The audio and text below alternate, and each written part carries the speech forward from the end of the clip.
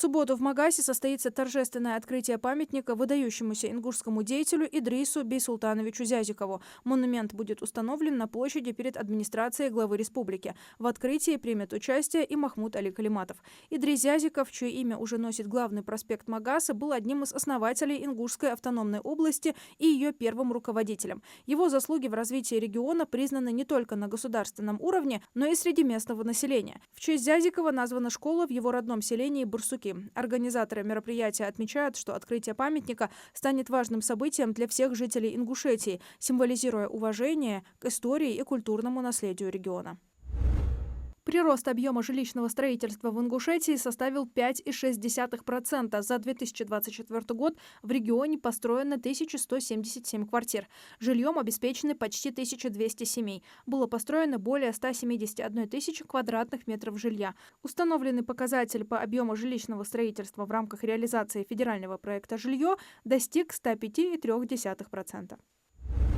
В 2024 году в Ингушетии выявили 3 поддельные банкноты номиналом 5000 рублей. За аналогичный период 2023 года было обнаружено 11 фальшивых купюр. Как отметил управляющий отделением Банка России по Республике Ингушетия Магомедбек Ужахов, снижение связано с усилением защиты банкнот и повышением финансовой грамотности населения. Жители региона стали чаще проверять купюры на подлинность и знают основные защитные признаки.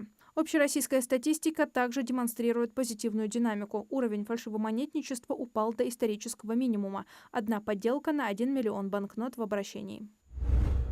Ингушетия примет участие во второй Всероссийской муниципальной премии «Служение». Организатор премии – Всероссийская ассоциация развития местного самоуправления при поддержке администрации президента России. В этом году получено более 41 тысячи заявок из 15 тысяч муниципалитетов.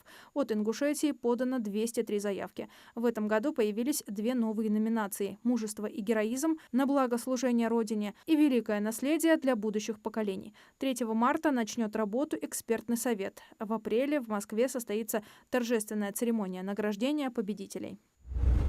Работодатели в будущем хотят обязать проверять сотрудников по реестру должников по алиментам для удержания части зарплаты в случае задолженности, сообщил директор Федеральной службы судебных приставов России Дмитрий Аристов. Для получения актуальной информации о трудоустройстве должников ФССП России будет взаимодействовать через единую электронную систему с Фондом пенсионного и социального страхования России. В реестр планируется включать сведения о должниках по алиментам, привлеченных к административной и уголовной ответственности за неуплату средств на содержание несовершеннолетних детей или недееспособных детей, достигших совершеннолетия, либо нетрудоспособных родителей, а также об объявленных судебным приставом в розыск. В Госдуму внесут законопроект о выплатах за долги брака. В законопроекте указано, что супруги, проживающие в браке не менее 30 лет со дня его официальной регистрации в органах записи актов гражданского состояния, получат право на получение выплат к юбилеям совместной жизни. Размеры выплат составят 30 тысяч рублей в связи с 30-летием совместной жизни, 40 тысяч за 40-летие, 50 за 50-летие, 60 за 60-летие и 70 тысяч рублей за 70-летие. В настоящее время подобные выплаты существуют в 19 субъектах России и в некоторых городах.